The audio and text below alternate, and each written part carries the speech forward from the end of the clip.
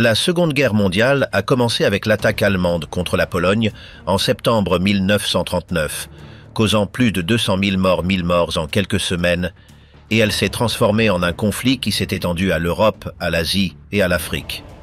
L'ascension du Troisième Reich, portée par la stratégie de guerre éclair, a soumis des nations entières avec une rapidité inattendue. La France est tombée en quelques semaines, tandis que la Grande-Bretagne résistait dans les airs pendant la bataille d'Angleterre. La Méditerranée, l'Afrique du Nord et les Balkans sont devenus des champs de bataille décisifs, avant que Hitler ne lance l'invasion massive de l'Union soviétique avec l'opération Barbarossa. Les batailles de Moscou et de Stalingrad ont marqué le recul allemand, cette dernière étant l'une des plus sanglantes, avec des millions de pertes. À la fin de 1944, le Reich était en retraite, jusqu'à ce que Berlin tombe sous le siège soviétique en avril 1945. Hitler a disparu au milieu de l'effondrement, laissant derrière lui une énigme qui suscite encore des questions.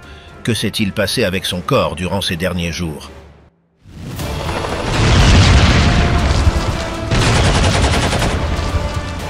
Pologne dévastée, le début sanglant de 1939. Hitler lança son offensive contre la Pologne à l'aube du premier jour de septembre 1939. Le prétexte fut une attaque montée contre une station émettrice allemande à la frontière, présentée comme une agression polonaise. Ce même jour, les troupes allemandes franchirent la frontière sur plusieurs fronts, avançant avec une coordination que les forces polonaises ne pouvaient stopper. La stratégie de guerre éclair fut mise en œuvre pour la première fois, avec des divisions blindées et le soutien constant de la Luftwaffe. Les villes, villages et routes furent soumis à des bombardements continus, désorganisant toute tentative de résistance. Varsovie, capitale polonaise, devint dès les premières heures une cible d'attaques aériennes, semant le chaos parmi les civils et les défenseurs. Le haut commandement allemand avait concentré plus d'1 million de soldats, appuyés par environ 2000 avions et quelques 2700 chars. Face à cette machine de guerre, les forces polonaises, bien que courageuses, ne disposaient ni de l'armement ni des moyens nécessaires pour arrêter l'avalanche. Leur cavalerie était impuissante face aux blindés, et leur système défensif fut dépassé en quelques jours. Parallèlement, la propagande nazie répétait que l'Allemagne n'agissait qu'en légitime défense. Quelques jours auparavant, le pacte secret avec l'Union soviétique avait garanti que la Pologne serait partagée entre les deux puissances. Les premiers affrontements furent brutaux. Des villes comme Bieluń furent bombardées sans avertissement, causant des milliers de victimes civiles. Des colonnes de réfugiés encombrèrent les routes, et les troupes allemandes progressaient rapidement, soutenues par des unités motorisées et de l'artillerie légère. La résistance polonaise tenta de se regrouper autour de la Vistule et du Boug, mais la pression ennemie submergeait chaque ligne de défense. Au nord, la région du corridor polonais fut ravagée en quelques jours, coupant l'accès à la mer. Au sud, la Silésie et la région montagneuse tombèrent l'une après l'autre. Dès le troisième jour de campagne, le gouvernement polonais comprit qu'il ne pourrait arrêter l'offensive sans aide extérieure. La Grande-Bretagne et la France, qui avaient pourtant mis Hitler en garde, ne lancèrent pas d'attaques immédiates sur le front occidental. Ce fut le début de la drôle de guerre, alors qu'en Pologne, le désastre était bien réel. Le 5 septembre, les colonnes allemandes se trouvaient déjà à quelques kilomètres de Varsovie. Le haut commandement allemand, avec Heinz Guderian à la tête de ses unités blindées, démontrait que la nouvelle tactique fondée sur la vitesse et la rupture fonctionnait parfaitement.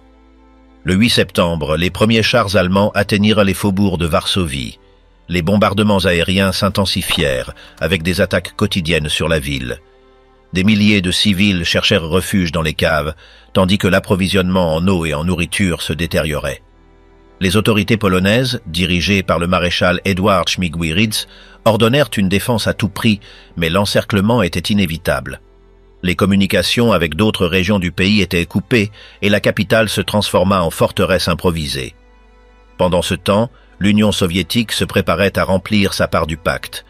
Le 17 septembre, l'armée rouge franchit la frontière orientale de la Pologne. Sans déclaration de guerre, elle avança en plusieurs colonnes vers Brest-Litovsk, Grodno et Lwów. Cette invasion par l'Est anéantit tout espoir de résistance organisée. De nombreux officiers polonais se retrouvèrent pris entre deux forces ennemies, sans ligne de retraite. Le gouvernement et le président polonais passèrent en Roumanie pour éviter la capture, laissant le pays sans commandement central. Les combats se poursuivirent en divers endroits, avec des défenses désespérées comme celle de Modlin et de la péninsule de Hel. Cependant, à la fin du mois de septembre, la plus grande partie du territoire était entre les mains allemandes ou soviétiques. Le 28 septembre, Varsovie se rendit après avoir subi plus de 3 semaines de bombardements. La population civile avait enduré des attaques constantes qui détruisirent des quartiers entiers. Les pertes étaient énormes et les ressources de défense complètement épuisées. Après la chute de la capitale, l'Allemagne et l'Union soviétique officialisèrent la division du pays par un nouvel accord signé le 29 septembre. Les frontières furent tracées selon ce qui avait été convenu dans le protocole secret du pacte d'août. Des millions de Polonais se retrouvèrent sous occupation allemande, tandis que d'autres furent soumis au contrôle soviétique. Les représailles commencèrent immédiatement. La Gestapo arrêta des intellectuels, des dirigeants politiques et militaires. À l'Est, le NKVD déporta des milliers de familles vers la Sibérie. Dans les semaines suivantes, la résistance polonaise se réorganisa dans la clandestinité. Des groupes de lutte virent le jour dans les villes occupées, connues sous le nom d'armées de l'intérieur. Pendant ce temps, dans les zones contrôlées par l'Allemagne, furent instaurées des mesures de germanisation, de confiscation des biens et de persécution de la population juive. La terreur était constante, avec des exécutions publiques et des punitions collectives. Les autorités nazies considéraient la Pologne comme un territoire à exploiter et à soumettre. La campagne militaire, commencée par une attaque surprise, se termina en moins de 6 semaines. Le monde assistait à l'effacement d'un pays entier de la carte par 2 puissances. La Grande-Bretagne et la France déclarèrent la guerre à l'Allemagne le 3 septembre. Mais leur inaction sur le front occidental permit à Hitler de consolider ses conquêtes. La Pologne devint un exemple de la brutalité de la nouvelle guerre moderne, où l'aviation et les blindés imposèrent le rythme. En octobre, la propagande allemande célébrait la victoire comme une démonstration de la puissance du Reich. À Berlin, Hitler fut accueilli en héros par les élites nazies. En même temps, à l'Est, les soviétiques organisaient des défilés dans les villes occupées. La coopération entre les deux régimes fut rendue évidente par des échanges de prisonniers et une coordination des mouvements dans les zones frontalières. Pour la population polonaise, cela marqua le début d'une double occupation, caractérisée par des arrestations massives, des déportations et des assassinats. Dans les premiers jours de novembre, les Allemands créèrent le gouvernement général, dirigé par Hans Frank, pour administrer la partie centrale du pays. Varsovie passa sous son autorité directe.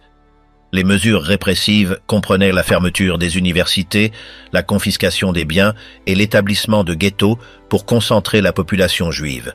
Cette politique, qui commençait par l'isolement et le travail forcé, allait se transformer plus tard en extermination systématique.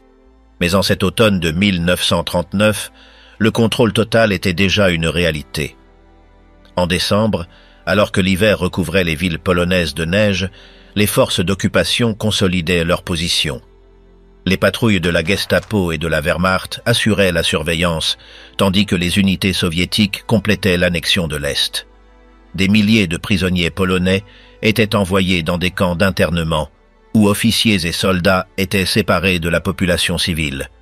Certains furent exécutés quelques mois plus tard lors de massacres tels que celui de Katyn. L'attaque contre la Pologne avait démontré que la méthode de guerre éclair était dévastatrice lorsqu'elle combinait vitesse, coordination et terreur aérienne. Les leçons apprises allaient être réutilisées en Europe occidentale. La Grande-Bretagne et la France, bien qu'officiellement en guerre, continuaient de ne pas réagir par des attaques significatives. À Londres et à Paris, on discutait de plans, mais dans les champs de Pologne, la guerre réelle avait déjà causé des milliers de morts et un pays divisé en 2. Les dernières opérations de l'année visaient à sécuriser la frontière orientale et à relocaliser les populations déplacées. À l'ouest de la Pologne, les Allemands entamèrent des recensements et une réorganisation administrative. Les partis politiques et les syndicats furent interdits, et tout acte de résistance était puni par des exécutions. À l'Est, le NKVD menait des purges contre des officiers, des prêtres et des professeurs, cherchant à éliminer toute trace d'élite nationale polonaise. L'objectif était de briser l'identité du pays. Du silence sur le front à l'éclair de la guerre. Après l'invasion de la Pologne, la France et la Grande-Bretagne déclarèrent la guerre à l'Allemagne le 3 septembre 1939. Cependant, sur le front occidental, il n'y eut aucun combat réel pendant des mois. Cette période fut connue sous le nom de drôle de guerre ou guerre de blague. Tandis que Varsovie tombait sous les bombardements, en Europe occidentale, les armées attendaient sans agir. Les troupes françaises étaient retranchées derrière la ligne Maginot, un réseau de fortifications construit après la Première Guerre mondiale pour stopper tout envahisseur. Les soldats britanniques, envoyés comme force expéditionnaire, occupaient des positions dans le nord de la France, prêts à résister mais sans ordre d'attaque. Hitler profita de ce temps pour consolider ses conquêtes. Avec la Pologne divisée en accord avec l'Union soviétique, il transféra des unités vers la frontière occidentale. La propagande nazie diffusait l'image d'un Führer invincible, tandis que les états-majors planifièrent la prochaine offensive. La France, de son côté, comptait sur la ligne Maginot pour arrêter toute attaque. Le gouvernement français, dirigé par Édouard Daladier, évitait de risquer un affrontement direct. La Grande-Bretagne, sous la direction de Neuville-Chamberlain, maintenait une politique d'attente et renforçait ses défenses. Durant ces mois, le calme apparent sur le front occidental contrastait avec la brutalité à l'Est. Les Allemands déportaient des milliers de Polonais et de Juifs vers des camps de travail et des prisons. Les SS et la Gestapo mettaient déjà en œuvre des politiques de répression et de nettoyage. Pourtant, à Paris et à Londres, on avait l'impression d'une guerre lointaine. Les journaux parlaient de patrouilles mineures, mais aucune grande opération militaire n'était en cours. Pendant ce temps, l'aviation britannique effectuait des vols de reconnaissance au-dessus de la Ruhr, mais sans bombardement significatif. Hitler voulait frapper la France avant que les Britanniques n'augmentent leur force aérienne. Cependant, le mauvais temps retarda ses plans. Entre octobre 1939 et mars 1940, la guerre à l'Ouest se limita à de petites escarmouches et à la propagande. Les soldats français, ennuyés dans leur position, appelèrent cette phase la « drôle de guerre ». Pour eux, l'attente dans des tranchées froides et humides était une punition absurde. En Allemagne, au contraire, on préparait un coup rapide et décisif. Pendant ce temps, Hitler ordonna de sécuriser des ressources stratégiques. Le fer de Suède et l'accès à la mer du Nord étaient essentiels pour maintenir son industrie de guerre. C'est pourquoi la Norvège devint une cible prioritaire. Les Alliés comprirent également l'importance de cette région. En décembre 1939, la Royal Navy coula le cuirassé allemand Graf Spee au large de Montevideo, dans un épisode qui rehaussa le moral britannique. Mais sur terre, l'inactivité persistait.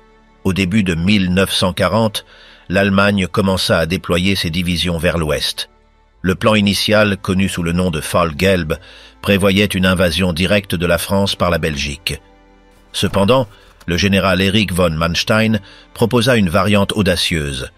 Attaquée par les Ardennes, une région boisée que les Français considéraient comme impraticable pour les blindés. Hitler adopta cette idée, convaincu que l'effet de surprise serait total. L'armée allemande, renforcée par l'expérience de la Pologne, perfectionna sa tactique de guerre éclair.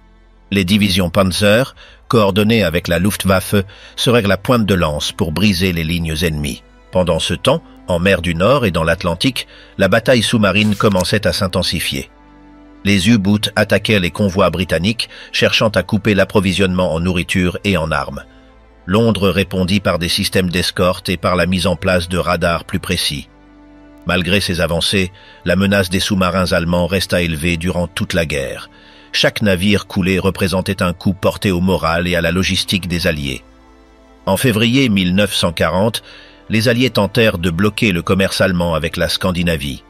Ils minèrent une partie des eaux norvégiennes, ce qui provoqua des tensions diplomatiques. L'Allemagne accéléra alors la planification de l'invasion de la Norvège et du Danemark. L'objectif était de garantir le passage du minerai suédois par le port de Narvik. Hitler savait que, sans ce faire, sa production d'acier serait compromise. Le 6 avril, les troupes allemandes embarquèrent vers le nord, lançant une opération amphibie de grande envergure. Sur le plan politique, la France traversait des divisions internes. De nombreux dirigeants doutèrent de leur capacité à affronter une offensive allemande. Le souvenir de la Première Guerre mondiale et de ses millions de morts pesait sur chaque décision. En Grande-Bretagne, Chamberlain perdait du soutien à cause de sa gestion de la crise. Winston Churchill, déjà membre du cabinet en tant que premier lord de l'amirauté, gagnait en influence grâce à ses discours fermes. Ses avertissements sur Hitler commençaient à être écoutés.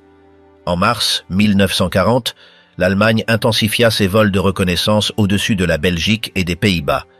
Les Alliés savaient que l'attaque était imminente, mais ils sous-estimèrent la rapidité et l'efficacité de la stratégie allemande. La France comptait sur sa ligne Maginot, sans prévoir que les blindés traverseraient un terrain moins défendu. Le renseignement militaire allié ne sut pas interpréter les signaux. Ce manque de réaction allait s'avérer fatal quelques semaines plus tard. La drôle de guerre fut en réalité un temps perdu pour les Alliés. Pendant qu'ils attendaient, l'Allemagne se renforçait. Les manœuvres militaires dans l'Ouest allemand étaient constantes et la production d'armement augmentait à un rythme soutenu. Les discours de Goebbels maintenaient le peuple allemand convaincu que la victoire était inévitable. Chaque jour d'attente jouait en faveur de Hitler, qui gagnait du temps pour peaufiner son offensive. L'ambiance sur le front occidental était faite de routine et de découragement. Les soldats français passaient leur temps à jouer aux cartes, écrire des lettres ou boire du café dans des abris de fortune. En revanche, les Allemands maintenaient leurs troupes en préparation constante. La Wehrmacht entraînait ses unités à avancer rapidement, en utilisant une coordination entre aviation, infanterie et blindés.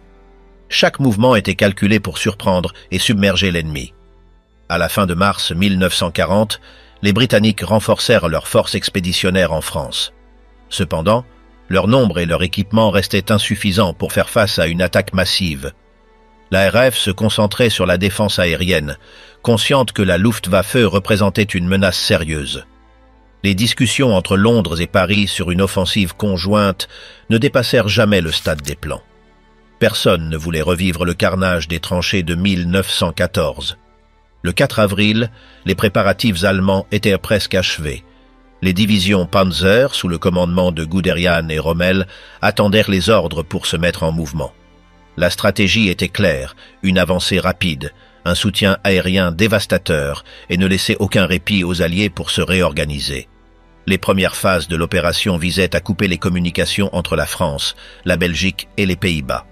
Une fois cet objectif atteint, les forces allemandes se dirigeraient vers le cœur de la France. La période allant de septembre 1939 à mars 1940 fut le silence avant la tempête. Le calme apparent à l'ouest dissimulait la préparation de l'offensive la plus rapide et destructrice de l'histoire moderne.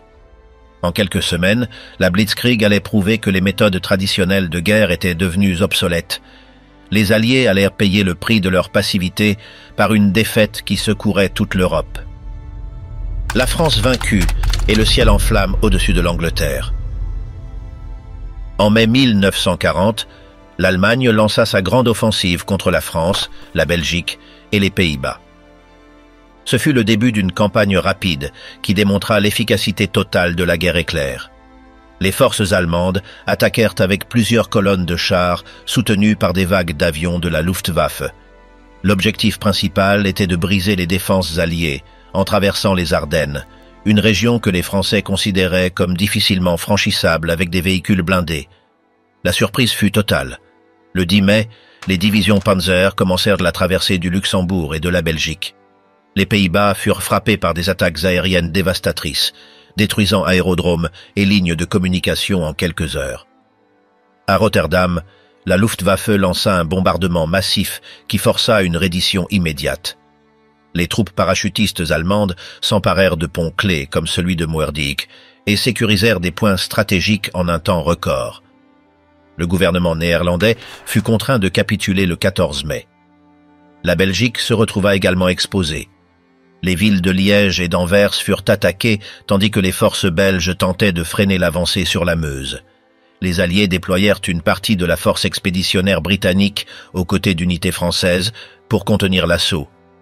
Cependant, le plan allemand avait déjà réussi à percer le front. La ligne défensive à Sedan fut traversée le 14 mai par les blindés de Heinz Guderian.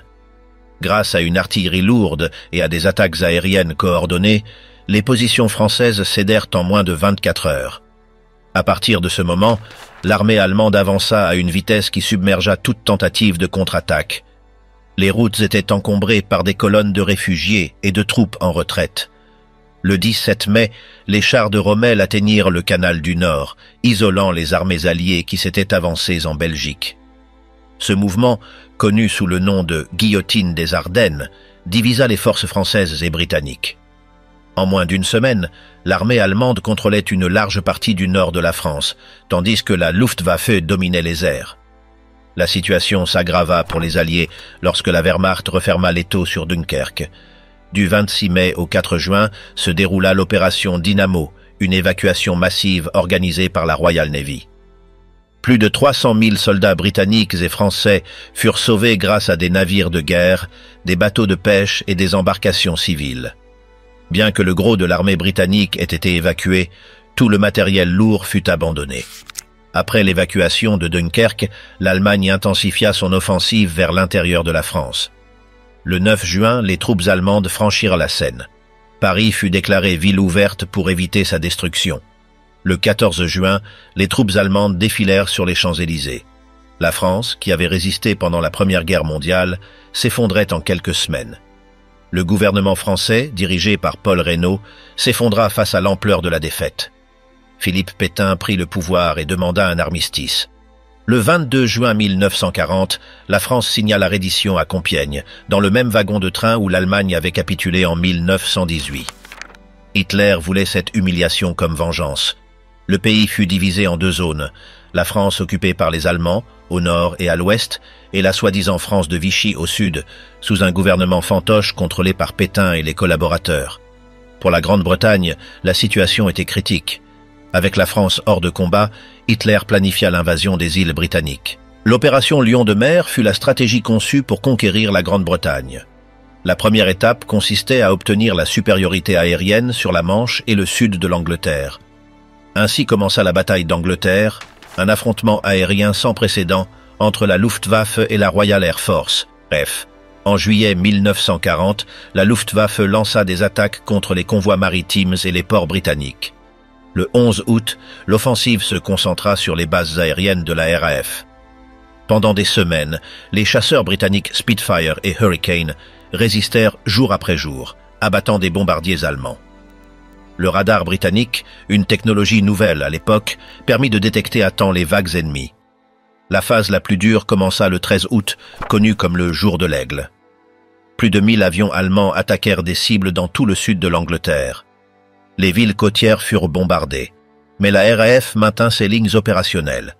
Les pilotes britanniques, pour beaucoup très jeunes, réussirent à infliger de lourdes pertes à la Luftwaffe. Le 15 septembre, connu comme le jour de la bataille, fut décisif. Ce jour-là, la RAF abattit plus de 60 avions ennemis en une seule journée. L'incapacité allemande à détruire la RAF força Hitler à changer de tactique. À partir de septembre, la Luftwaffe commença à attaquer directement des villes comme Londres, Coventry et Liverpool. Ces bombardements nocturnes, connus sous le nom de Blitz, visaient à briser le moral britannique. Entre septembre et novembre, des milliers de civils périrent sous les bombes. Londres fut frappé nuit après nuit, mais le gouvernement de Winston Churchill resta ferme. Churchill, qui avait pris ses fonctions de Premier ministre en mai, prononça des discours qui remontèrent le moral de son peuple. Sa phrase « Jamais tant d'hommes n'ont dû autant à si peu » faisait référence aux pilotes de la RAF qui défendaient les cieux britanniques.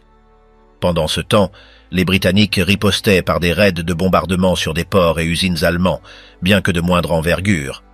La bataille d'Angleterre se conclut officiellement en octobre 1940, lorsque Hitler reporta indéfiniment l'opération Lion de mer. La RAF avait réussi à conserver le contrôle de l'espace aérien, et la Manche restait une barrière infranchissable pour un débarquement. Ce fut la première grande défaite de l'Allemagne nazie dans la guerre. Cependant, le Blitz continua pendant l'hiver. Entre novembre 1940 et mai 1941, Londres subit plus de 70 nuits consécutives de bombardements. D'autres villes industrielles, comme Birmingham, Sheffield et Plymouth, furent également attaquées. Malgré la destruction et les victimes, le moral britannique ne fut pas brisé. L'échec allemand en Angleterre força Hitler à tourner son regard vers l'Est. L'idée d'envahir l'Union soviétique commençait à prendre forme. Pendant ce temps, la Grande-Bretagne devenait le dernier bastion allié en Europe occidentale, résistant seul à la machine de guerre nazie. La production d'avions, de navires et de radars s'accéléra, et le pays renforça ses alliances avec les États-Unis pour recevoir des fournitures. À la fin de 1940, la Luftwaffe avait perdu plus de 1500 avions, tandis que la RAF en avait perdu près de 900. Bien que les pertes aient été lourdes des deux côtés, la capacité de remplacement allemande fut affectée. La guerre aérienne avait démontré que la supériorité technologique et l'organisation pouvaient modifier le cours d'une campagne. Feux croisés en Méditerranée et dans le désert africain. Après l'échec allemand dans le ciel britannique, la Méditerranée devint le nouveau théâtre stratégique. L'Italie, alliée de l'Allemagne, cherchait à étendre sa domination en Afrique du Nord et à contrôler des routes commerciales et d'approvisionnement clés. En juin 1940, alors que la France était déjà vaincue, Mussolini déclara la guerre à la Grande-Bretagne et lança des attaques contre les positions britanniques en Égypte.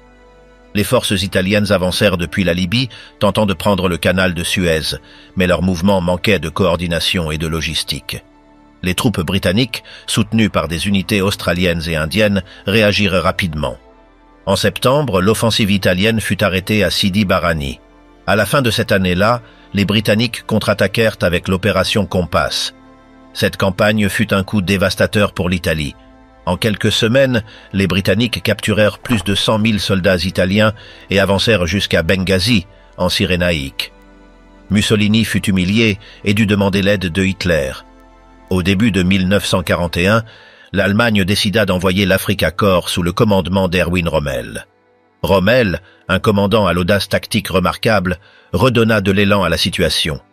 Ses divisions Panzer débarquèrent à Tripoli en février et en moins d'un mois récupérèrent une grande partie du territoire perdu. Les forces britanniques furent contraintes de reculer vers l'Égypte. La guerre dans le désert était une lutte d'usure. L'approvisionnement en carburant, en eau et en pièces de rechange était aussi crucial que les combats. Le terrain ouvert favorisait les attaques rapides des blindés, mais les exposait également aux embuscades. Rommel exploitait toute faiblesse dans les lignes britanniques pour progresser. En avril 1941, il assiégea la ville de Tobrouk, défendue par des troupes australiennes. Malgré de nombreux assauts, Tobrouk résista plus de 240 jours, devenant un symbole de la résistance alliée. Parallèlement, le contrôle du centre de la Méditerranée était vital. Malte, une petite île sous contrôle britannique, servait de base pour attaquer les convois italiens et allemands. La Luftwaffe et la Regia Aeronautica tentèrent de la neutraliser par des bombardements constants, mais l'île tint bon grâce à son système de défense anti-aérienne et au soutien de la Royal Navy. Le soi-disant siège de Malte fut une bataille soutenue par les airs et la mer qui influença toute la guerre en Afrique du Nord. En mai 1941, Rommel lança une nouvelle offensive, mais les Britanniques réussirent à contre-attaquer avec l'opération Brevity puis l'opération Battle Axe. Aucun des deux camps ne parvenait à une victoire décisive. Les forces des deux côtés souffraient de la pénurie de ravitaillement. Les convois traversant la Méditerranée étaient constamment la cible d'attaques sous-marines et aériennes. La situation changea en novembre avec l'opération Crusader. Les Britanniques, renforcés par des unités sud-africaines et néo-zélandaises, réussirent à libérer Tobrouk et à repousser les troupes de Rommel jusqu'à El Agheila. Cependant, Rommel ne tarda pas à se regrouper. Au début de 1942, il lança une contre-offensive qui le ramena à l'est. En juin, il prit Tobrouk, capturant plus de 30 000 prisonniers et d'énormes quantités de matériel militaire. Ce fut l'un de ses plus grands triomphes. La chute de Tobrouk alarma Londres et Washington. Rommel semblait prêt à atteindre le canal de Suez. Churchill ordonna l'envoi de renforts et le remplacement des commandants en Égypte. Bernard Montgomery prit le commandement de la 8e armée britannique en août 1942.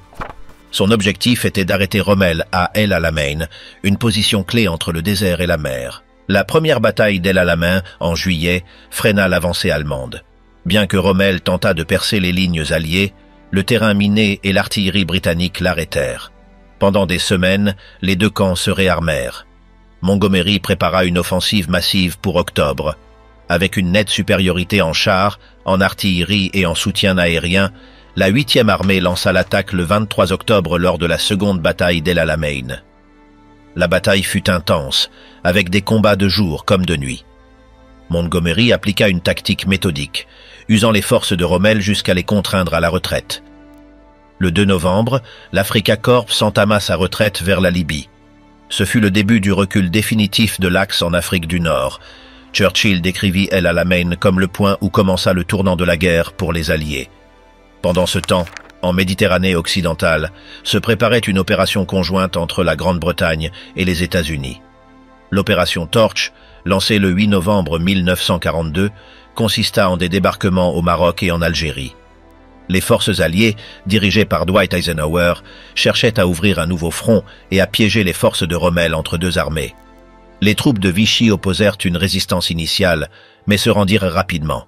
Avec l'arrivée des Américains et l'avancée britannique depuis l'Égypte, l'axe se retrouva piégé en Tunisie.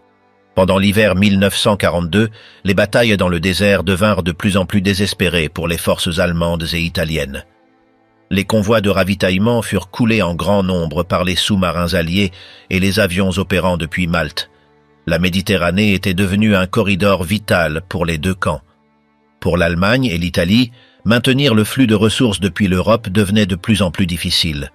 Pour les Alliés, sécuriser ce corridor était la clé pour lancer l'assaut final sur l'Europe depuis le sud.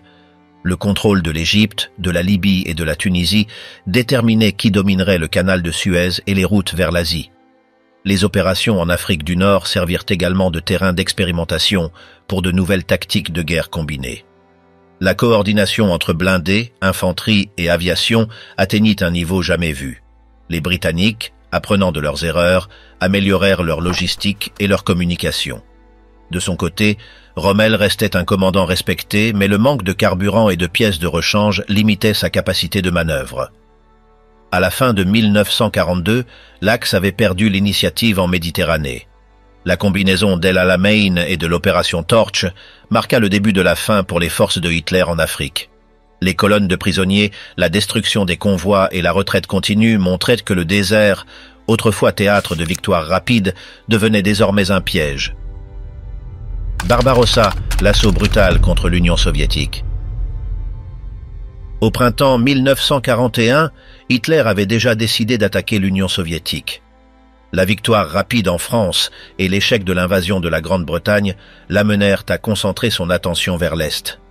L'opération Barbarossa, planifiée pendant des mois dans le plus grand secret, avait pour objectif de détruire l'armée rouge lors d'une campagne éclair. L'idée était de conquérir de vastes territoires, d'écraser le régime soviétique et d'obtenir des ressources comme le pétrole et le blé pour soutenir la guerre. Le 22 juin 1941, plus de 3 millions de soldats allemands et de pays alliés franchirent la frontière soviétique sur une ligne d'attaque s'étendant de la mer Baltique à la mer Noire. Ce fut la plus grande invasion terrestre de l'histoire. L'offensive était divisée en 3 grands groupes d'armées. Le groupe nord vers Leningrad, le groupe centre vers Moscou et le groupe sud vers l'Ukraine et le Caucase. Plus de 6000 canons, 3000 chars et près de 3500 avions participèrent à l'attaque initiale. Les premières heures furent dévastatrices pour l'Union soviétique. La Luftwaffe détruisit des centaines d'avions au sol et les communications soviétiques s'effondrèrent. L'armée rouge, prise par surprise, tenta d'organiser une défense chaotique pendant que les colonnes de Panzer avançaient à une vitesse jamais vue. Des villes comme Minsk et Smolensk furent encerclées en quelques jours. Des dizaines de milliers de soldats soviétiques se retrouvèrent piégés dans des poches sans issue. La propagande nazie présentait l'offensive comme une guerre contre le bolchevisme, mais il s'agissait aussi d'une campagne d'extermination. Les unités SS connues sous le nom d'Einsatzgruppen suivaient l'armée régulière pour exécuter des commissaires politiques, des juifs et des civils soupçonnés. Cette brutalité fut manifeste en Ukraine, en Biélorussie et dans les pays baltes. Des villages entiers furent anéantis et la population locale subit une violence sans précédent. L'avance du groupe Nord fut rapide. En quelques semaines, les troupes allemandes atteignirent les abords de Leningrad. Le groupe Sud, soutenu par des forces roumaines et hongroises, progressa en Ukraine et prit des villes comme Lvov et Kiev. Le groupe Centre, sous le commandement de Fedor von Bock, se dirigea vers Moscou. Les plans de Hitler visaient une victoire en quelques mois avant l'arrivée de l'hiver. Cependant, les distances immenses et la résistance soviétique commencèrent à ralentir l'offensive. En juillet 1941, les Allemands capturèrent Smolensk après une bataille acharnée. La défense soviétique, dirigée par des généraux comme Zhukov et Timochenko, commença à se réorganiser. Staline ordonna une politique de la terre brûlée, détruisant usines, ponts et récoltes pour ne rien laisser à l'ennemi. Des millions de civils furent évacués vers l'intérieur du pays. La guerre à l'Est se transforma en lutte totale. Le siège de Leningrad commença en septembre. Pendant près de 900 jours, la ville endura la faim, les bombardements et un froid extrême. Les Allemands tentèrent de la faire capituler par l'asphyxie, coupant toutes les routes d'approvisionnement. Malgré les souffrances, la population et l'armée rouge résistèrent. Pendant ce temps, au sud, la bataille de Kiev devint l'une des plus grandes poches d'encerclement de l'histoire. Plus d'un demi-million de soldats soviétiques furent capturés en septembre 1941. L'avance vers Moscou reprit avec l'opération Typhon en octobre. 3 groupes d'armées convergèrent vers la capitale soviétique. La bataille de Vyazma et Briansk fut une autre catastrophe pour l'armée rouge, avec des centaines de milliers de pertes. Moscou se trouvait à portée de l'artillerie allemande, et la panique se répandit parmi la population. Cependant, le climat commença à changer. Les pluies d'automne transformèrent les routes en bourbiers, ralentissant les chars et les camions allemands. La logistique devint un problème critique. En novembre, alors que les Allemands étaient à moins de 30 km de Moscou, l'hiver tomba avec une rigueur inattendue. Les températures chutèrent jusqu'à 40 degrés en dessous de zéro. Les troupes allemandes, sans vêtements d'hiver adéquats, souffrirent de gelures massives. Leurs armes et véhicules dysfonctionnaient à cause de la glace. En revanche, les soviétiques étaient mieux préparés au froid. Staline avait renforcé Moscou avec des divisions sibériennes, entraînées à survivre dans des conditions extrêmes. Le 5 décembre, l'armée rouge lança une contre-offensive surprise. Les divisions de Zhukov attaquèrent avec des skieurs, de l'artillerie et des chars T-34, repoussant les Allemands loin de Moscou. Ce fut la première grande défaite de la Wehrmacht pendant la guerre. Le mythe de l'invincibilité allemande était brisé. Pendant des semaines, les combats dans la neige furent brutaux, les 2 camps subissant de lourdes pertes. La campagne de 1941 montra que Barbarossa ne serait pas une guerre courte. L'Allemagne avait sous-estimé la capacité de mobilisation et de production soviétique. Les usines déplacées à l'est, au-delà de l'Oural, commencèrent à produire des armes en masse. Les trains soviétiques transportaient chars et munitions jour et nuit. La résistance dans chaque village et chaque forêt montrait que la population était déterminée à se battre. Au printemps 1942, Hitler tenta de reprendre l'initiative. Il abandonna les plans de prise de Moscou et se concentra sur le sud, cherchant à capturer les champs pétrolifères du Caucase. L'offensive du groupe Sud débuta en juin, avec la prise de Kharkov après de violents combats. L'objectif principal était Stalingrad, une ville industrielle sur les rives de la Volga. Hitler considérait que sa prise couperait les voies d'approvisionnement soviétiques et infligerait un coup moral décisif. L'avance vers Stalingrad fut rapide au début. En juillet, les Allemands franchirent le Don et progressèrent vers la Volga. Cependant, la résistance soviétique devint de plus en plus féroce. Les combats dans les steppes étaient exténuants, avec des températures supérieures à 40 degrés. Les colonnes de ravitaillement allemandes s'étiraient dangereusement. Pendant ce temps, Staline ordonnait que la ville soit défendue à tout prix. La bataille de Stalingrad commencerait officiellement en septembre, mais les opérations préliminaires dans le Caucase révélaient déjà les difficultés de l'Allemagne. L'étendue du front, le manque de carburant et l'efficacité croissante de l'armée rouge annonçaient un tournant dans la guerre. L'échec à Moscou et l'usure continue à l'Est étaient des signes que Barbarossa n'avait pas atteint ses objectifs initiaux. À la fin de 1942, l'Allemagne avait perdu plus d'1 million d'hommes sur le front de l'Est, entre morts, blessés et prisonniers. L'hiver précédent avait démontré que l'armée rouge n'était pas vaincue. Les usines soviétiques produisaient des milliers de T-34, d'avions et de pièces d'artillerie. Chaque mois, la puissance industrielle de l'URSS augmentait, tandis que celle de l'Allemagne était sous pression à cause de la guerre sur plusieurs fronts. Stalingrad, la ville qui arrêta le Troisième Reich. À la mi-1942, l'attention de Hitler se concentra entièrement sur Stalingrad. Après l'offensive vers le sud pour sécuriser les champs pétrolifères du Caucase, il décida que la prise de cette ville industrielle sur la Volga serait essentielle pour couper l'approvisionnement soviétique et briser le moral de l'ennemi. La 6e armée, sous le commandement de Friedrich Paulus, reçut l'ordre d'avancer vers la ville. Avec le soutien de la 4e armée Panzer et de la Luftwaffe, la campagne commença dans la confiance d'une victoire rapide. En août, l'offensive sur Stalingrad prit de l'ampleur. La Luftwaffe bombarda intensivement la ville le 23 août, réduisant des quartiers entiers en ruines. Plus de 40 000 civils périrent dans les frappes initiales. Ce qui devait être un coup décisif transforma la ville en un labyrinthe de gravats, favorable à la défense soviétique. Staline ordonna qu'aucun pas en arrière ne serait toléré, renforçant la ville avec des divisions de la Garde rouge, des ouvriers et des volontaires. Les premiers combats en septembre furent brutaux. La 6e armée pénétra dans les quartiers nord, tentant de capturer les usines Dzerzhinsky, Barikadi et Krasny Oktyabre. Chaque bâtiment devint un point de résistance. Les unités soviétiques, sous le commandement de Vassili Tchouikov, s'adaptèrent au combat urbain avec une stratégie appelée « étreindre l'ennemi », rester au plus près des lignes allemandes pour réduire l'efficacité de l'artillerie et des bombardements. Les rues de Stalingrad étaient remplies de tireurs d'élite, de mines et d'embuscades. La Luftwaffe continua de bombarder la ville, mais les décombres servaient d'abri aux défenseurs. Les pertes se comptaient par milliers chaque semaine. Les Allemands prenaient un pâté de maison pour le reperdre le lendemain. L'avancée, prévue pour durer quelques jours, se transforma en une lutte d'usure interminable. La population civile, piégée sur le front, survivait parmi les ruines, sans eau ni nourriture suffisante. En octobre, les combats s'intensifièrent dans les usines. La 6e armée lançait des assauts quotidiens pour contrôler ces complexes industriels, mais les défenseurs soviétiques les repoussaient avec artillerie, grenades et combats au corps à corps. Le bruit des bombardements et de la destruction était constant. Les soviétiques recevaient des renforts en traversant la Volga sous le feu de l'artillerie allemande. Chaque nuit, de petites embarcations transportaient soldats, armes et munitions. Hitler exigeait que Paulus prenne la ville à tout prix. D'autres divisions furent envoyées sur le front, mais l'avancée se mesurait à peine en mètres.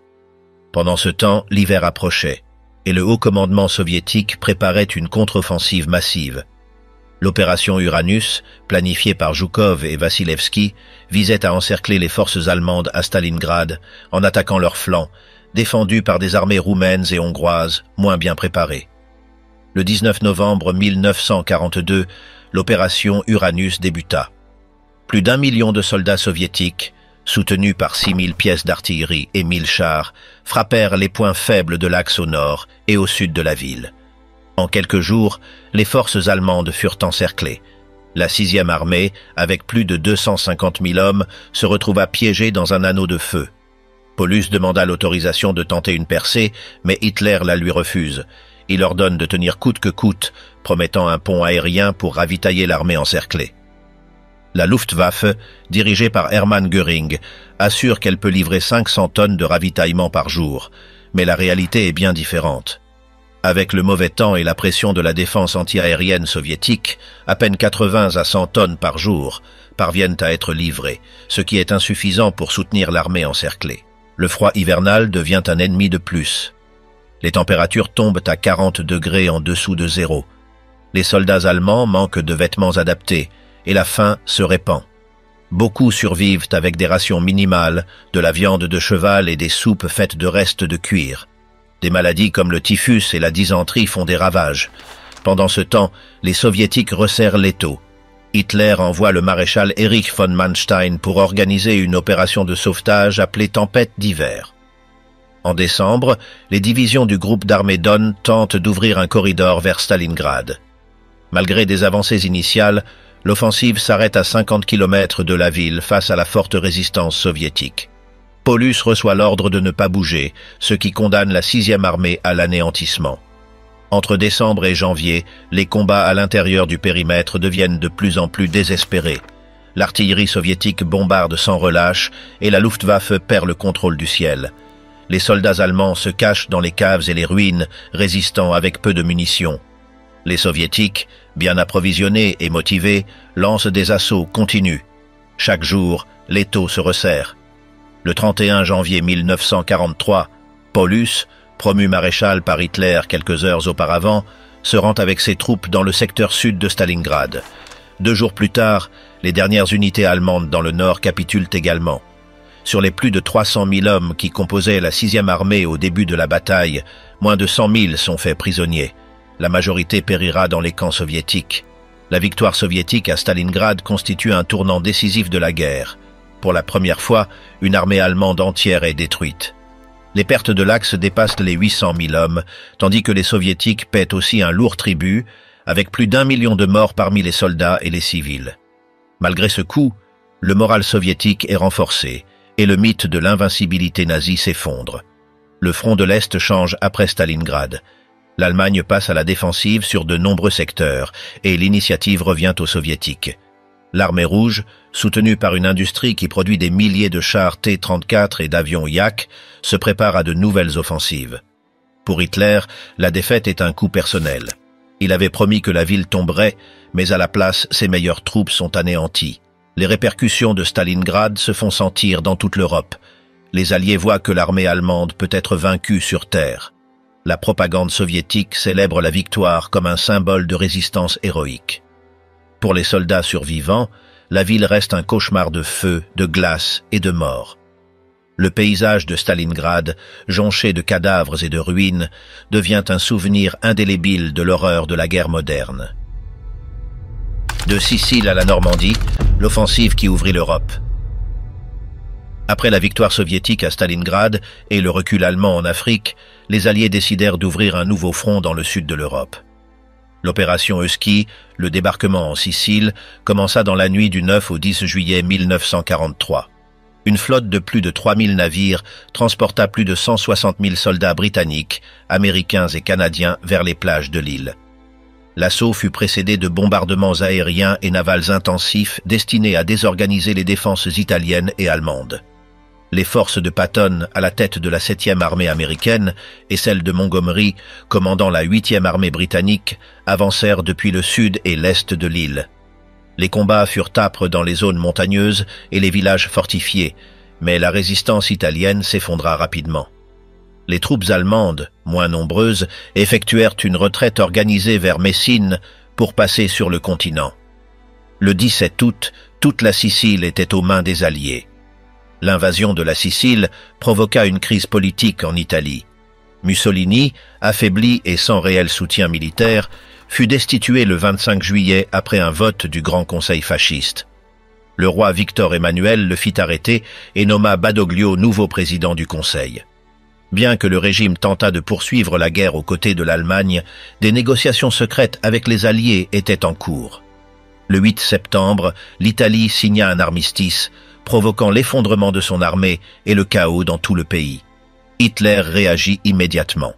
Il ordonna l'opération Axe pour désarmer les troupes italiennes et occuper le nord et le centre de l'Italie. Un commando allemand, dirigé par Otto Skorzeny, libéra Mussolini lors de la célèbre opération du Gran Sasso le 12 septembre.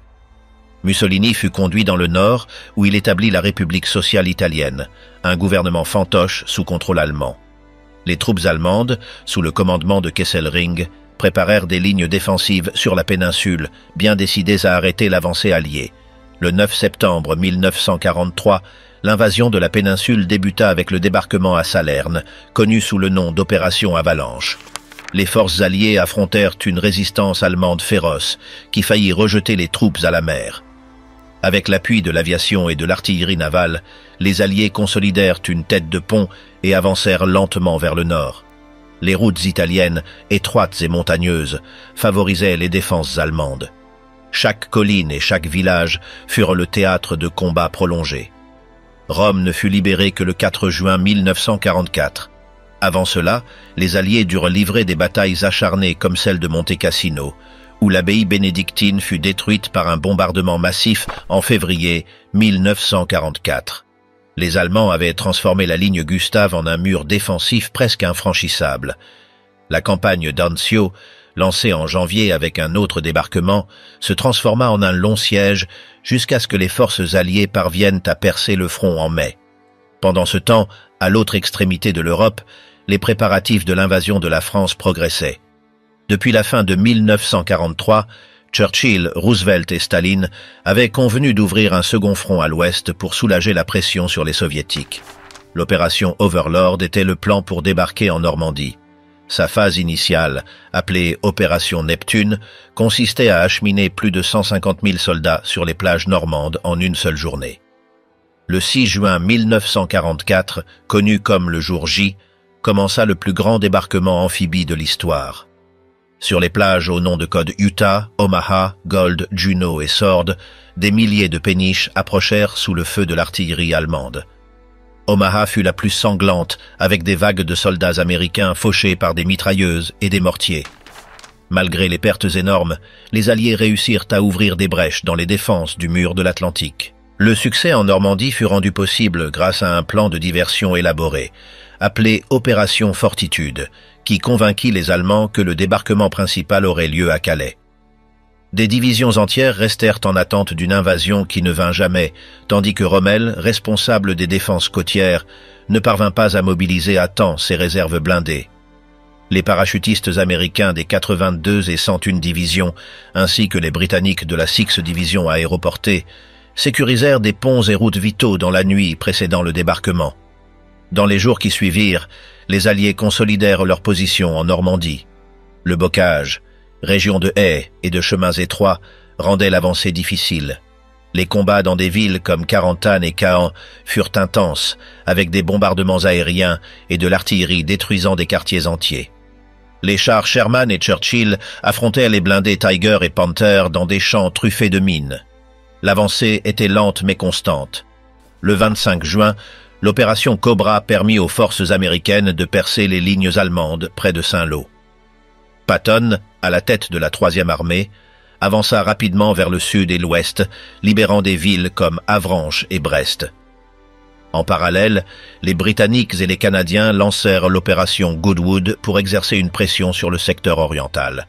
Ces offensives forcèrent les Allemands à se replier vers la Seine. Le 19 août, Paris se souleva contre l'occupation allemande. Les forces de la résistance attaquèrent les casernes et les points stratégiques. Le 25 août, les troupes du général Leclerc, accompagnées de la 4 division américaine, entrèrent dans la ville sous les acclamations.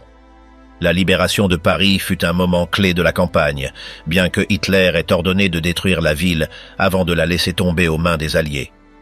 Le général Dietrich von Choltitz désobéit à ses ordres et capitula sans détruire la capitale. L'invasion de la Normandie marqua le début de la libération de l'Europe occidentale. À la fin du mois d'août, l'armée allemande était en retraite vers la Belgique. Les Alliés avaient sécurisé des ports clés comme Cherbourg et étaient prêts à lancer de nouvelles offensives vers le Rhin. Cependant, les pertes avaient été lourdes, plus de 200 000 pertes alliées et un nombre similaire de soldats allemands tués, blessés ou capturés. Le succès d'Overlord changea le cours de la guerre à l'ouest. Avec l'Italie partiellement libérée et la France reprise, l'objectif suivant était de pénétrer au cœur de l'Allemagne.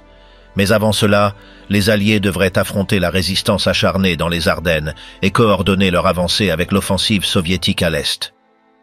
La guerre entrait dans sa phase finale, le Reich étant de plus en plus acculé. L'Allemagne au bord du gouffre, 1944. À la fin de l'été 1944, le Troisième Reich était en recul sur presque tous les fronts.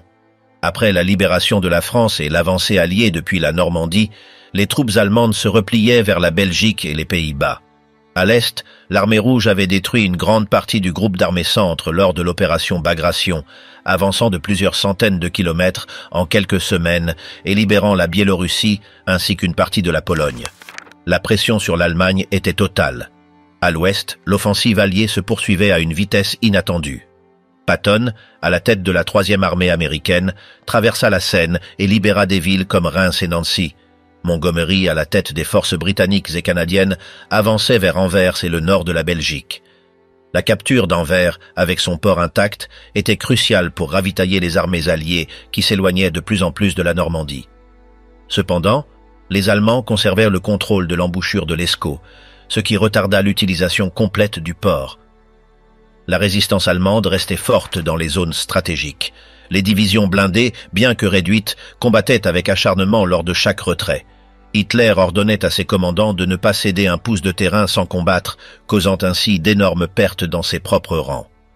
La guerre devenait une succession de combats acharnés dans les villes et les forêts, sous des bombardements continus de l'aviation alliée. Les forces aériennes allemandes étaient pratiquement neutralisées par la supériorité des chasseurs et bombardiers alliés. En septembre, Montgomery lance l'opération Market Garden, un plan ambitieux visant à franchir le Rhin par une combinaison de parachutistes et d'attaques terrestres. Les divisions aéroportées britanniques, américaines et polonaises furent larguées aux Pays-Bas pour s'emparer de ponts clés comme celui d'Arnhem. Bien que certains objectifs aient été atteints, l'opération échoua en raison de la forte résistance allemande et de problèmes de coordination. Les pertes furent lourdes, notamment parmi les parachutistes britanniques de la première division, encerclés à Arnhem. Pendant ce temps, le front de l'Est continuait sa progression implacable. L'Armée rouge libéra Varsovie lors d'une offensive dévastatrice, bien que l'insurrection de l'armée de l'intérieur polonaise, en août, ait été brutalement écrasée par les Allemands avant l'arrivée des Soviétiques. La ville fut détruite et des milliers de combattants et de civils furent exécutés. Cette tragédie marqua l'un des épisodes les plus cruels de l'année.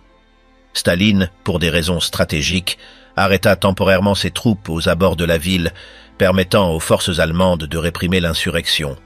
Dans le sud de la France, les Alliés avaient ouvert un second front avec l'opération Dragoon en août 1944.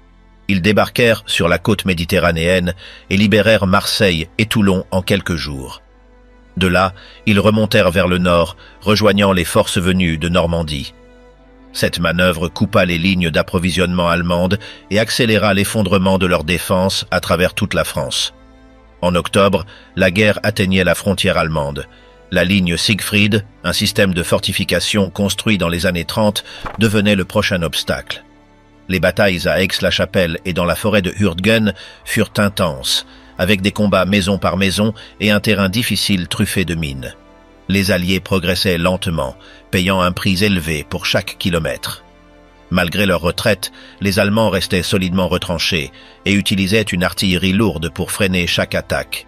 Hitler, de plus en plus isolé dans son quartier général, misait sur une grande offensive pour renverser le cours de la guerre à l'ouest. Ainsi naquit le plan pour la bataille des Ardennes, conçu comme une attaque surprise visant à diviser les Alliés et à s'emparer du port d'Anvers. Fin décembre 1944, plus de 200 000 soldats allemands, appuyés par 1000 chars et canons, lancèrent l'attaque dans les Ardennes densément boisées, profitant du mauvais temps qui clouait au sol l'aviation alliée. L'assaut débuta le 16 décembre. Les divisions américaines stationnées dans le secteur, prises par surprise, furent repoussées. Bastogne, carrefour stratégique, se retrouva encerclé par les forces allemandes. Cependant, la résistance de la 101 division aéroportée, soutenue par des unités blindées, parvint à ralentir l'avancée. Patton réorganisa sa 3e armée et, dans une manœuvre rapide, se dirigea vers le nord pour libérer Bastogne le 26 décembre. Avec l'amélioration du climat, l'aviation alliée reprit le contrôle du ciel, détruisant les colonnes allemandes piégées sur des routes verglacées. La bataille des Ardennes devint la dernière grande tentative de Hitler pour inverser le cours de la guerre. Bien que les Allemands aient percé jusqu'à 81 km dans le front allié, ils ne purent maintenir l'élan. Les pertes furent dévastatrices. Plus de 100 000 soldats de l'Axe tués, blessés ou faits prisonniers. L'échec de l'offensive laissa l'armée allemande épuisée, sans réserve suffisante pour stopper l'avance vers le Rhin. En parallèle, à l'Est, l'offensive soviétique d'hiver fut déclenchée en janvier 1945. L'armée rouge traversa la Vistule et avança vers la Prusse orientale et la Silésie, libérant Varsovie et encerclant Budapest. Les combats en Hongrie furent féroces, le siège de la capitale hongroise se prolongeant jusqu'en février. Le groupe d'armées nord fut piégé dans la poche de Courlande où il résisterait jusqu'à la fin de la guerre. Aux Pays-Bas, les opérations alliées progressaient lentement en raison des inondations provoquées par la destruction des digues. La population civile subissait une famine extrême pendant ce que l'on appela l'hiver de la faim, de 1944 à 1945. Les convois d'aide humanitaire envoyés par les Alliés soulagèrent la crise quelques mois plus tard, alors que les Allemands commençaient à se replier sur leur propre territoire. Sur le front occidental, le franchissement du Rhin devint l'objectif principal. Début mars 1945, les Alliés s'emparèrent intacts du pont de Remagen, ce qui permit une avancée rapide vers le cœur industriel de l'Allemagne. Les villes allemandes étaient dévastées par les bombardements incessants. Dresde, en février, subit l'un des raids aériens les plus destructeurs, avec des incendies ravageant des quartiers entiers et causant des dizaines de milliers de morts. L'effondrement allemand en 1944 fut la conséquence de la pression combinée de tous les fronts. La perte de la France, les défaites à l'Est et l'échec de l'offensive des Ardennes laissèrent le Reich sans véritable capacité offensive. Le moral des troupes et de la population civile s'effondrait alors que la guerre approchait du territoire allemand lui-même. La chute féroce de Berlin. En avril 1945, le Troisième Reich était au bord de l'effondrement. Les forces soviétiques avaient franchi l'Oder et se trouvaient à seulement 70 km de Berlin. L'armée rouge, avec plus de 2 millions de soldats et une artillerie écrasante, préparait l'assaut final. Zhukov, à la tête du premier front biélorusse, et Koniev, commandant le premier front ukrainien, se disputaient l'honneur d'être les premiers à prendre la capitale du Reich. Le 16 avril, l'offensive débuta par une attaque massive sur les hauteurs de Silo. Plus de 9000 canons tirèrent simultanément, illuminant la nuit d'un orage de feu. Les défenses allemandes, composées de restes de divisions régulières, de Volkssturm et de jeunesse hitlérienne, résistèrent avec acharnement. Toutefois, la supériorité numérique et matérielle soviétique était écrasante. Après 3 jours de combat, le front céda, et les colonnes de chars avancèrent vers Berlin. La capitale allemande se préparait à la bataille finale. Les rues étaient couvertes de barricades, de tranchées improvisées et de nids de mitrailleuses. Des milliers de civils furent contraints de prendre les armes, souvent rudimentaires, pour défendre la ville. Dans le bunker de la chancellerie, Hitler, entouré de ses derniers fidèles, continuait de donner des ordres irréalistes, croyant encore que la guerre pouvait basculer. Goebbels, Bormann et d'autres hauts dignitaires restaient à ses côtés alors que la ville était encerclée. Le 20 avril, jour de l'anniversaire de Hitler, les troupes soviétiques commencèrent à bombarder le centre de Berlin. Les chars T-34 avançaient à travers les ruines, affrontant des lance-roquettes portatifs et des canons anti-chars dissimulés dans les caves. Chaque rue devenait un champ de bataille. Les pertes étaient immenses des deux côtés, et la population civile était prise entre les échanges de tirs et les incendies. L'avancée de Zhukov depuis l'Est et de Koniev depuis le Sud s'accéléra dans les jours suivants. Les combats se concentrèrent sur des points stratégiques comme l'aéroport de Tempelhof et le Tiergarten. La Luftwaffe était pratiquement inexistante et l'artillerie soviétique tirait sans relâche. Les restes des divisions allemandes tentaient de ralentir la progression par des contre-attaques suicidaires, mais l'étau se resserrait inexorablement. Dans la nuit du 23 avril, Hitler comprit que la situation était irréversible. Il refusa de quitter Berlin, insistant pour rester à la chancellerie. Quelques jours plus tard, il ordonna aux troupes de résister jusqu'au dernier homme. Goebbels, fanatique jusqu'au bout, appela les Berlinois à se battre par tous les moyens disponibles. La ville était en flammes et la fumée couvrait le ciel alors que l'armée rouge approchait du centre. Le 25 avril, les avant-gardes soviétiques encerclèrent complètement Berlin. Ce même jour, à Torgau, les forces américaines et soviétiques se rejoignirent sur les rives de l'Elbe, scellant la division de l'Allemagne. Pendant ce temps, la capitale devenait un piège mortel. Les civils cherchaient refuge dans les stations de métro, bientôt inondées par les bombes et l'effondrement des structures. Les combats pour le Reichstag commencèrent le 27 avril. Pour les soviétiques, hisser leur drapeau sur le Parlement nazi représentait un objectif symbolique. Les divisions de la garde progressaient parmi les ruines, affrontant tireurs embusqués, mines et tirs croisés. Chaque étage du bâtiment fut pris au prix fort, dans des affrontements au corps à corps qui durèrent des heures. Le 30 avril, le drapeau rouge flotta enfin au sommet du Reichstag, marquant l'effondrement définitif de la défense allemande. Reste d'un dictateur, le dernier jour du Reich.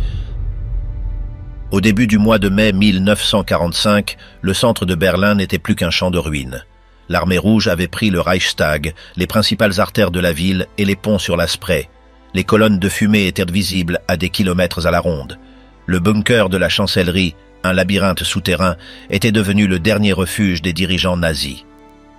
C'est là que Hitler demeurait avec son cercle le plus proche, recevant des nouvelles toujours plus désespérantes. Les rapports du front arrivaient heure après heure.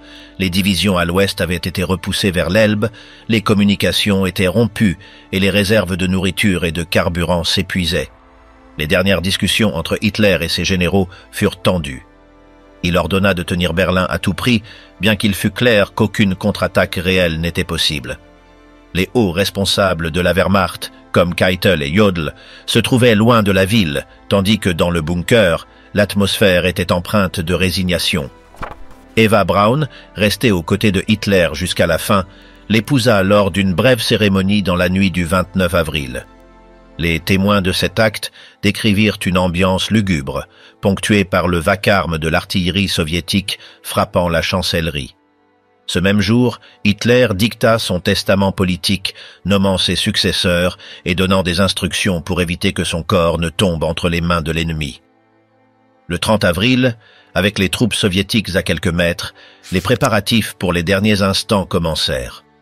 Un cratère fut creusé dans le jardin de la chancellerie pour incinérer les corps. À 3h30, des coups de feu furent entendus dans les appartements privés. Quelques minutes plus tard, les corps de Hitler et d'Eva Braun furent transportés, enveloppés dans des couvertures. Des témoins comme Otto Günsch et Heinz Ling suivirent scrupuleusement les ordres consistant à brûler les corps à l'aide de bidons d'essence. La fumée se mêlait aux incendies de la ville tandis que le petit groupe veillait à ce que les corps soient rendus méconnaissables. Malgré les bombardements, cette cérémonie improvisée se déroula sans interruption. L'artillerie soviétique continuait à frapper la zone, mêlant ses explosions au crépitement des flammes. Après plusieurs heures, le feu s'éteignit et les restes furent enterrés dans une fosse improvisée près du mur du jardin. Le lendemain, 1er mai, Joseph Goebbels et son épouse Magda prirent une décision similaire, avec une issue tout aussi funeste. Leurs 6 enfants furent retrouvés sans vie dans le bunker, tandis que le personnel restant tentait de fuir la ville assiégée. Martin Bormann tenta de s'échapper avec un groupe d'officiers, mais son corps fut retrouvé quelques jours plus tard près du pont Weidendammer. Le cercle intime de Hitler disparaissait dans le chaos. Le 2 mai, le général Helmut Weidling se rendit officiellement à l'armée rouge. Berlin passa sous contrôle soviétique. Des patrouilles pénétrèrent dans la chancellerie et commencèrent à inspecter les installations souterraines. Dans le jardin, des restes humains calcinés, fragments d'os et dents furent retrouvés et minutieusement analysés. Les équipes du Smersh, le service de contre-espionnage soviétique, procédèrent à l'identification, confirmant qu'il s'agissait bien d'Hitler et d'Eva Braun. Pendant des semaines, les soviétiques gardèrent la découverte secrète. Staline, méfiant des versions officielles, ordonna des enquêtes approfondies. Les fragments retrouvés, y compris des dents et des bridges dentaires, furent comparés aux dossiers médicaux du dentiste personnel de Hitler, confirmant son identité. Les rapports furent classés, et pendant des années, le destin final des restes fit l'objet de spéculations. Pendant ce temps, dans les rues de Berlin, le chaos se mêlait aux premiers signes d'occupation. Les soldats soviétiques sécurisaient les bâtiments stratégiques, tandis que des équipes d'ingénieurs retiraient les mines et les pièges explosifs. Les quelques habitants restants sortaient des abris, surpris par l'ampleur de la destruction. La chancellerie, symbole du pouvoir nazi, était en ruine, avec ses toits effondrés et ses couloirs inondés d'eau et de débris. Le corps de Hitler, réduit à des restes calcinés, fut transféré en secret par les unités soviétiques. Pendant des années, Moscou conserva dans des archives ultra-secrètes les rapports et les fragments osseux. En 1968, les restes furent complètement détruits sur ordre du KGB, à l'exception de pièces dentaires et d'un fragment de crâne conservé dans des archives historiques. Ces découvertes furent confirmées des décennies plus tard par des études médico-légales et des analyses ADN. La fin de Hitler marqua également la dissolution totale du régime nazi. Les dirigeants survivants furent capturés et jugés à Nuremberg. La chute du Reich ne fut pas seulement le résultat des batailles sur le front, mais aussi de l'effondrement interne d'un système fondé sur la répression et la propagande. Berlin, dévasté, fut divisé en secteurs d'occupation contrôlés par les puissances victorieuses. Les images des restes calcinés et des ruines de la chancellerie ne furent jamais diffusées officiellement à cette époque. L'Union soviétique utilisa l'information comme une arme politique dans les premières années de la guerre froide. Il circula même des rumeurs selon lesquelles Hitler aurait échappé, des rumeurs qui persistèrent pendant des décennies en raison du secret imposé par Moscou. Toutefois, les preuves médico-légales recueillies dans le jardin de la chancellerie confirmèrent son destin sans l'ombre d'un doute. Dans les mois qui suivirent la guerre, le bunker fut en grande partie démantelé. Les ruines furent scellées pour empêcher qu'elles ne deviennent un lieu de culte. Les Soviétiques détruisirent les structures voisines et transformèrent la zone en un espace neutre. Des décennies plus tard, il ne restait presque plus de traces visibles de l'endroit où s'était écrit le dernier chapitre du régime nazi. La fin de Hitler signifia également la clôture symbolique d'une ère de violence et de destruction. Des millions de personnes moururent dans une guerre qui ravagea des villes et des nations entières. La chute du Reich en mai 1945 marqua le début d'une Europe divisée, mais aussi l'espoir d'une reconstruction. L'Allemagne serait scindée en deux États, et Berlin, épicentre du conflit, deviendrait le symbole de cette division pendant près d'un demi-siècle. Les restes de Hitler devinrent une partie d'une histoire enveloppée de mystères pendant des décennies. Ce n'est qu'à la fin du XXe siècle et au début du XXIe siècle que des documents déclassifiés et des preuves scientifiques confirmèrent les faits qui avaient été gardés secrets. Les fragments dentaires conservés à Moscou furent comparés à des radiographies et des études médicales de l'époque, confirmant avec précision qu'ils appartenaient à Hitler. Avec la découverte et la destruction des restes, l'armée rouge conclut ses investigations sur le destin du Führer. Le 8 mai 1945, les puissances alliées acceptèrent la reddition allemande. À Moscou, Londres et Washington, des célébrations eurent lieu pour marquer la fin de 6 années de guerre. Les fragments dentaires conservés à Moscou confirmèrent des décennies plus tard l'identité de Hitler, dissipant tout doute sur son sort durant les derniers jours du Reich.